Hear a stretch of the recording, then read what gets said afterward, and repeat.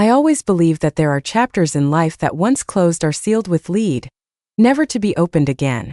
My name is Maya. I'm 32 years old and I work as a freelance CPA here in Pine Valley, a small town nestled in the Appalachian Mountains where the houses still have their rustic log facades, and the streets smell of pine needles and wet earth whenever it rains. It's been 3 years since my divorce was finalized, 3 years since I tore my ex-husband Damien out of my heart and my life. I thought that story was completely buried, but destiny has a very peculiar and sometimes cruel way of reminding us that the past always finds a crack to slip through. It all started on a Tuesday afternoon. I went to Shady Groves Care Center located on the outskirts of town to conduct their annual financial audit. It's a cold place carrying that distinct smell of ammonia, institutional food, and a profound loneliness that seems to cling to the walls. As I was walking down the long hallway toward the administration office, my gaze drifted for a second toward one of the corners.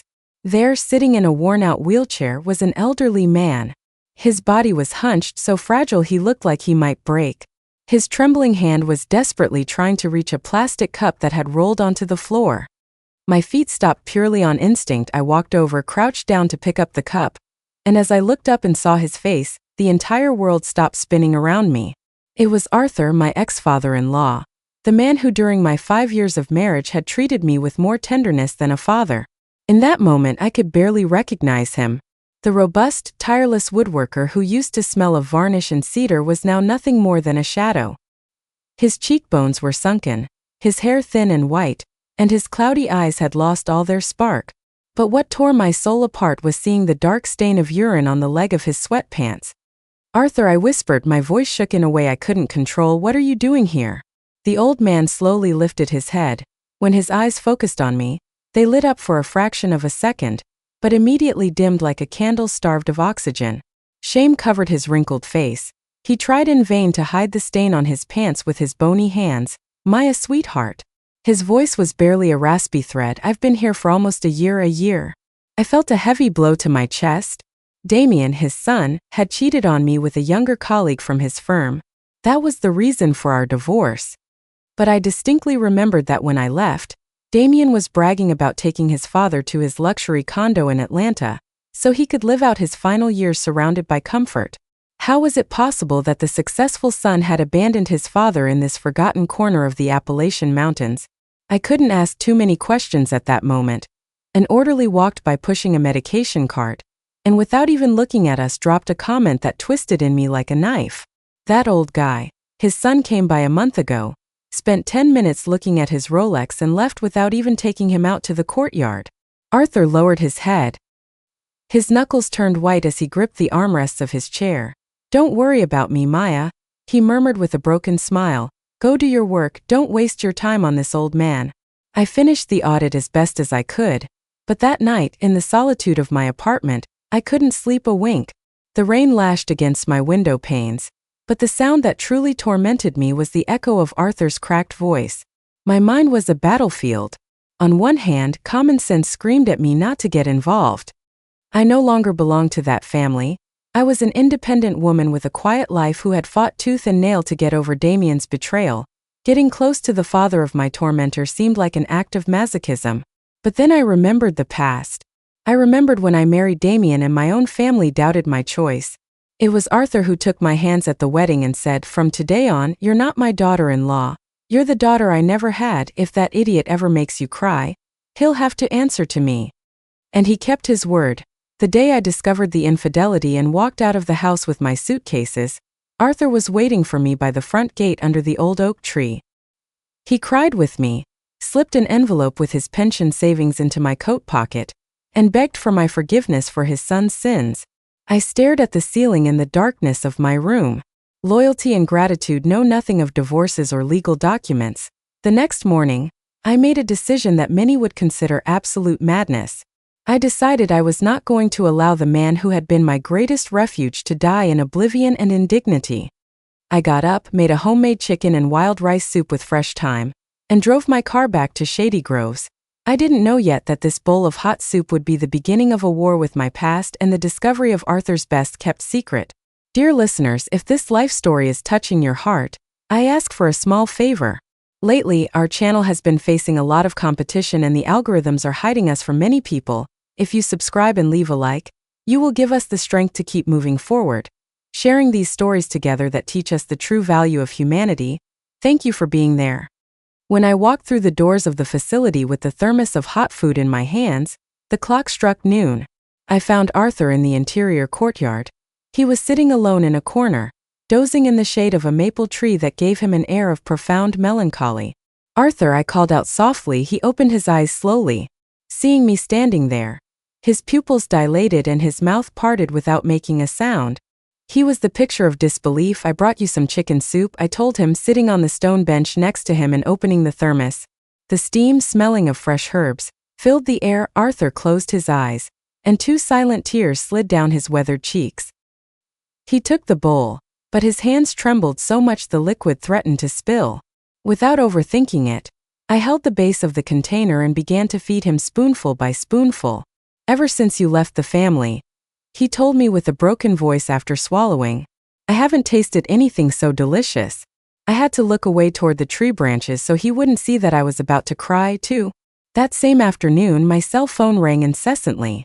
It was Elena, my best friend since childhood. "Tell me it isn't true, Maya," she yelled through the line. "People in town are saying you went to the nursing home to clean up and feed Damien's dad. Have you lost your mind?" I sighed deeply. I knew that in a town as small as Pine Valley, gossip traveled faster than a wildfire. "Elena, he is completely abandoned," I replied, trying to keep my cool. "His clothes were soiled. Nobody goes to visit him." "But that is not your problem," she retorted angrily. "He's the father of the man who broke your heart. The father of that coward who humiliated you publicly for another woman. If Damien finds out, he'll think you're doing it because you're still in love with him and looking for an excuse to get back into his life." Elena's words made logical sense. They were the words of ego and wounded pride, but when I hung up the phone, I realized something fundamental. My pride couldn't be worth more than the dignity of an old man who had loved me unconditionally. I didn't care what Damien thought, and I didn't care about the town's gossip. My conscience dictated my rules. One Wednesday afternoon, while I peeled an apple for him under the warm afternoon sun, I decided it was time to know the truth. "Arthur," I asked, looking him in the eyes, "why are you here?" "Damien told me the day of the divorce that he was taking you to his luxury condo in Atlanta." The old man stopped chewing. His shoulders slumped as if the weight of the question was crushing him against the wheelchair. "Yeah, he took me," he began to recount, staring into the void. "But I was there for less than 2 months. His new wife, Chloe, she's a high society woman. Maya, my presence bothered her." I swallowed hard. "What do you mean?" "She said I dirted her white rugs." He continued with a bitter smile that broke my heart. "She said the house smelled like old man. They fought every night because of me. Until one day, Damien sat me down in the living room and told me that for the sake of his marriage and his networking events, it was better if I came here." Hearing that turned my stomach.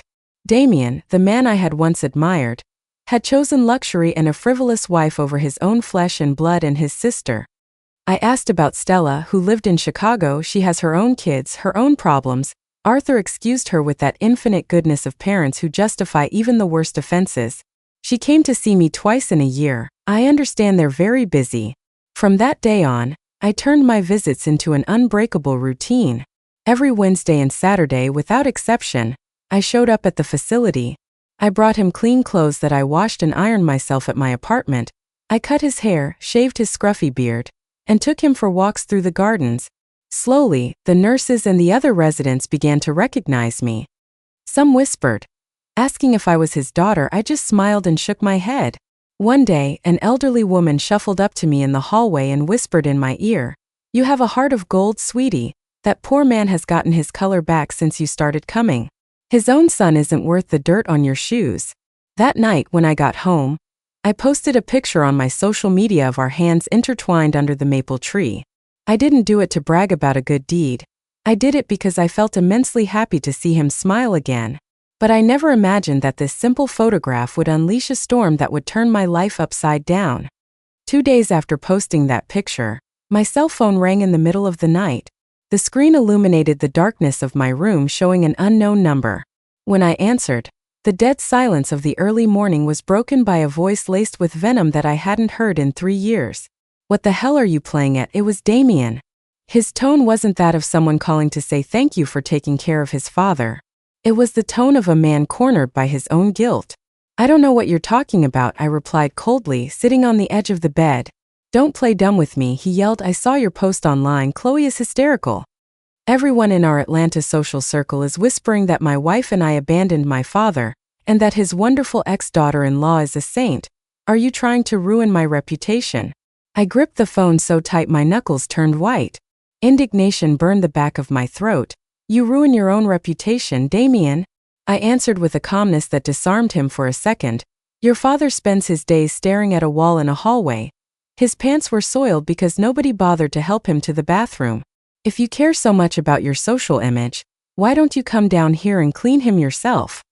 There was a tense silence on the other end of the line. I could hear his heavy breathing. "Don't you dare lecture me on morals," he hissed, lowering his voice. "I know women like you. I know exactly what you're after.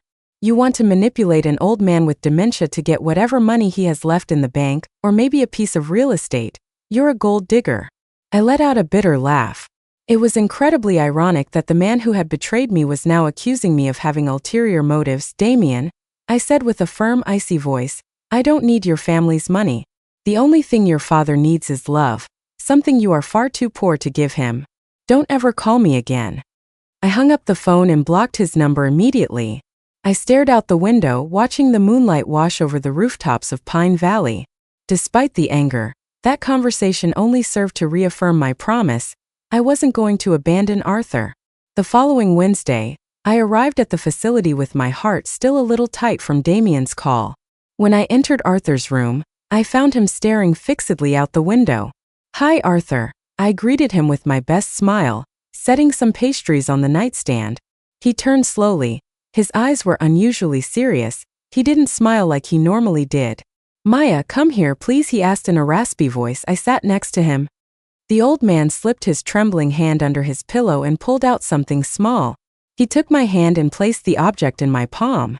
It was a key, an old heavy brass key tied with a faded red velvet ribbon. "What is this?" I asked, confused. "It's the key to my old woodworking shop and the loft apartment right above it," he whispered, caressing the key with his eyes. "It's in the East Side Historic District. Damien always looked down on it because it's a blue-collar neighborhood. I know you're renting a small apartment right now. I want you to move in there, Maya. I want that house to be yours." I pulled my hand back as if the key were on fire. Damien's words echoed in my head like poison. "No, Arthur, my God," I exclaimed, panicked. "I can't accept this. This is your family's estate, your children's inheritance. I come to see you because I love you, not for your property." Arthur's eyes filled with tears that spilled over his deep wrinkles. "My children," he pronounced with a pain that tore through the room. "My children don't want anything that smells like sawdust and sweat. The place has been empty for a year, gathering dust and sorrow. If I die tomorrow, they'll sell it to the highest bidder to buy a new sports car." He squeezed my hand, folding my fingers over the brass key. "Maya, listen to me closely," he begged with heartbreaking intensity. "You are the only one who has come to wipe away my tears and my shame. You are my real family. I'm begging you to bring life back to that place. If you won't do it for yourself, do it so this old man feels like he's leaving something good in the world before he goes." I looked at the key in my hand. The red velvet ribbon dangled between my fingers. The silent weeping of this noble man broke down all my defenses. I couldn't say no. I nodded slowly as I hugged him, completely unaware that this old brass key was about to open the door to the hardest trial of our lives. 3 weeks had passed since I accepted the key to the old shop. Everything seemed to be in a fragile state of peace until the phone rang again in the dead of night. This time it wasn't Damien's voice demanding his pride. It was the head nurse at Shady Groves. "Maya, you need to get to Pine Valley Memorial right now," she told me with an urgency that froze my blood. "Arthur fell in the bathroom. He fractured his hip, and due to his chronic circulation issues, the situation is critical." I rushed to the hospital feeling like my heart was going to pound right out of my chest. Outside the ER, the doctor explained the harsh reality. The fracture was severe, but the real danger was a blood clot in his right leg. He needed complex surgery immediately to avoid amputation, or much worse. Between the out-of-pocket deductibles and the required uninsured rehab afterward, the upfront cost was $15,000, a fortune that Medicare wouldn't cover right away. and his supplementary insurance fell short on. Trembling, I dialed Damien's number. I had to call from a hospital landline because he was blocked on my cell. "What do you want now?" he answered, annoyed. "Your father is dying at Pine Valley Memorial." "Damien," I said, trying to keep my voice from breaking. "He needs emergency surgery. They need $15,000 up front for the procedure and the aftercare facility. You need to come sign the consent forms and pay for it." There was a long silence. I could hear Chloe muttering something in the background. Damien's voice changed, becoming cowardly and evasive. "I have all my capital tied up in a startup venture right now. I don't have liquid cash. Besides, the specialist in Atlanta already warned us that operating at his age is throwing money away. Leave it in God's hands." "He's your father, you coward." I screamed in desperation, but the line went dead. I called his sister Stella, and the answer was the same. Childish excuses and fabricated financial issues. I was left alone in the freezing hospital hallway, sitting on the white tile floor, crying out of sheer helplessness, while the man who had loved me like a daughter was fading away on the other side of those double doors. The next morning, with my eyes swollen from lack of sleep, I went to see my mother, Beatrice. She's an old school woman with strong hands and unbreakable faith. I told her everything, crying over her kitchen table. I told her I only had $5,000 in my savings, and I felt entirely useless. My mother listened in silence, stroking my hair. Then she stood up slowly, went to her bedroom, and came back with an old metal lock box where she kept her important documents. She pulled out a bank ledger and placed it on the table. "There's $10,000 here," she told me with a voice full of sweet authority. "It's my life savings, the money for my funeral and emergencies." "No, Mom, I can't take this," I exclaimed, terrified. Beatrice took my hands in hers. "My daughter," she looked me straight in the eyes. "You and I are women of honor. Arthur was a good man to you when your own husband failed you. Money comes and goes, but the weight of letting someone die because you didn't reach out a hand will follow you to the grave. Go to the hospital, pay for that surgery." I burst into tears, hugging her waist. That gesture from my mother was the greatest act of love and empathy I had ever witnessed in my life. Hours later, I signed the hospital paperwork, making myself financially and legally responsible. When the receptionist asked for my relation to the patient to fill out the file, I swallowed hard and replied firmly, "I'm his daughter." The surgery took 5 endless hours. I paced the hallways, praying every prayer my mother had taught me as a little girl. Finally, the surgeon walked out of the OR, rubbing his tired eyes, but with a faint smile on his lips. "It was a success, Maya," the doctor sighed. "Your father is tough as nails. He'll need a lot of physical therapy, but he's out of the woods."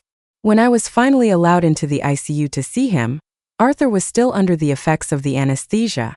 He was pale, hooked up to dozens of wires and monitors. I took his cold hand and rubbed it between mine to give it warmth.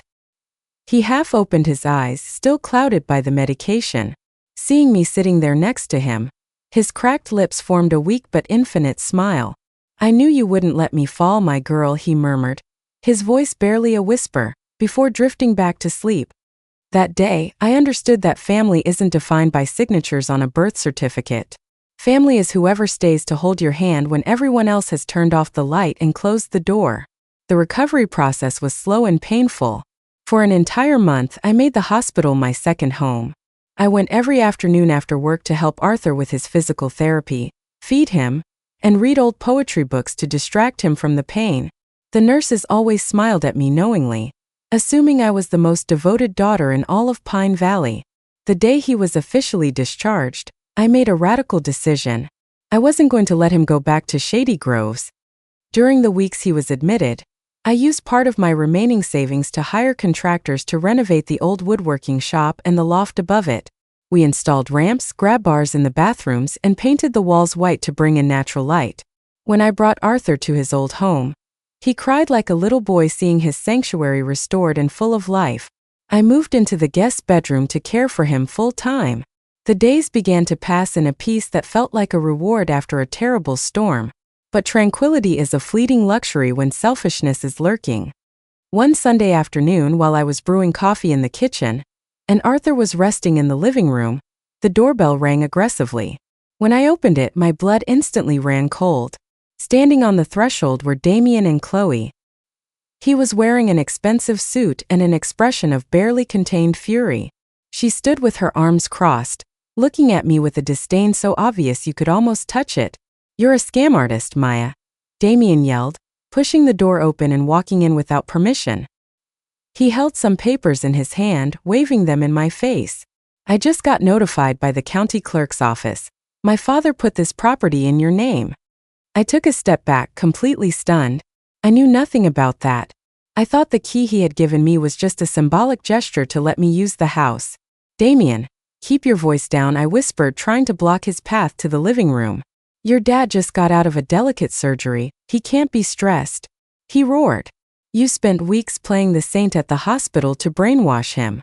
I knew this was all a plan to steal our inheritance. Chloe took a step forward with a cynical smirk. "Turns out you're pretty scheming for a small-town accountant. We're going to press charges against you for elder abuse and fraud." I didn't ask for anything, I shot back, feeling rage burning my insides.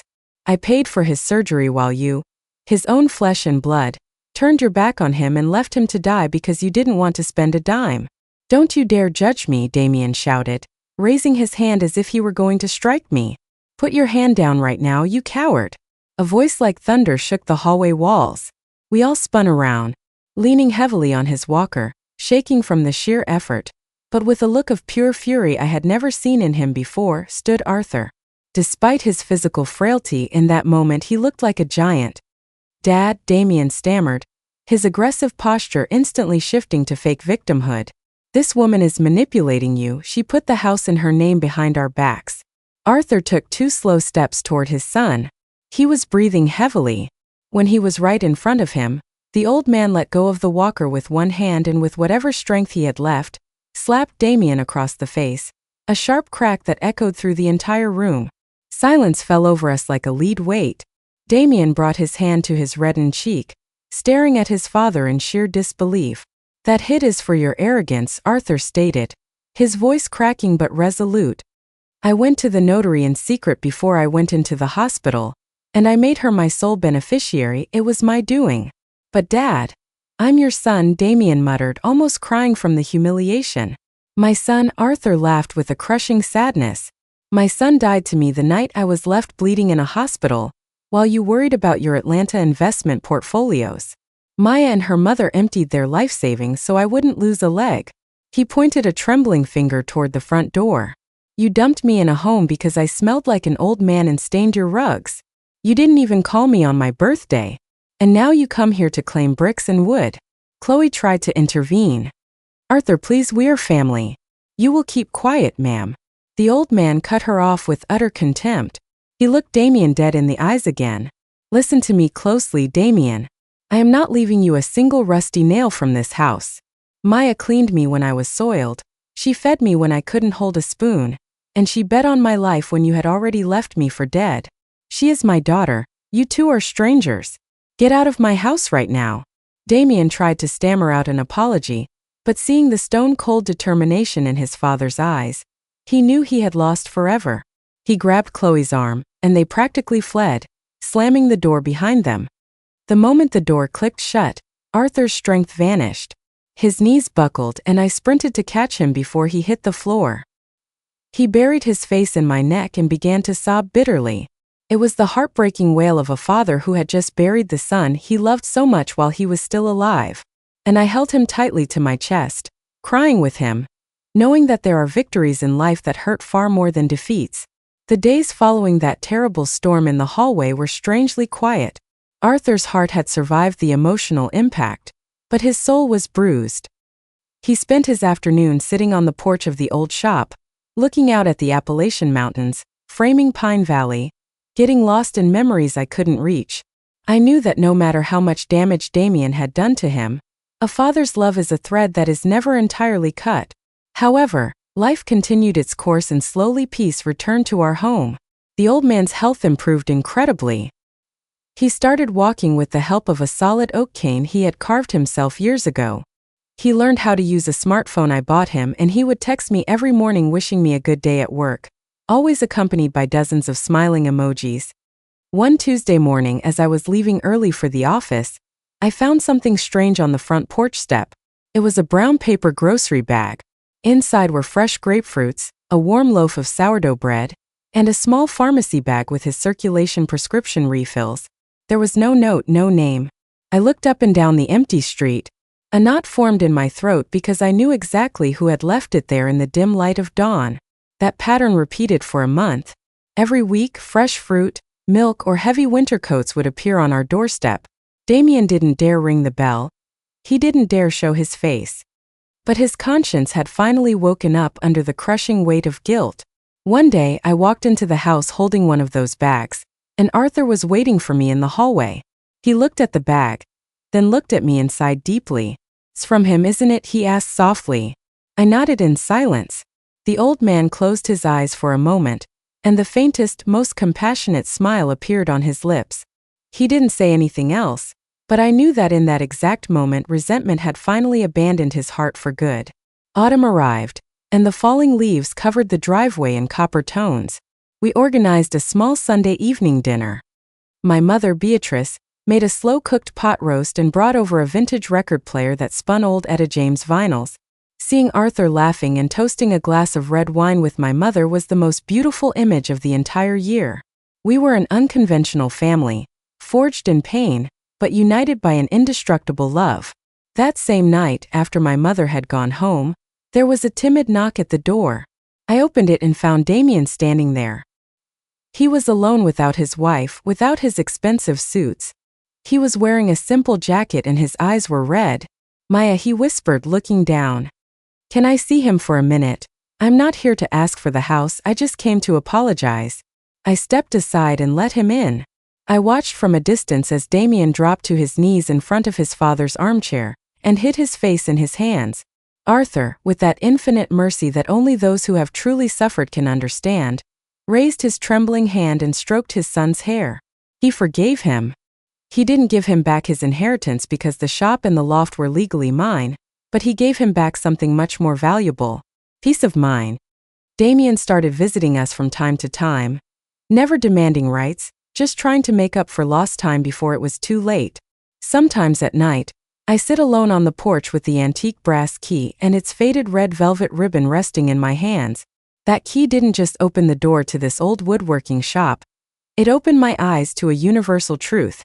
There are people in this world who share your blood. Yet they will treat you like the worst kind of stranger the second you are no longer useful to them. And there are strangers who will cross your path, and without any genetic or legal obligation will give everything they have just to save your life.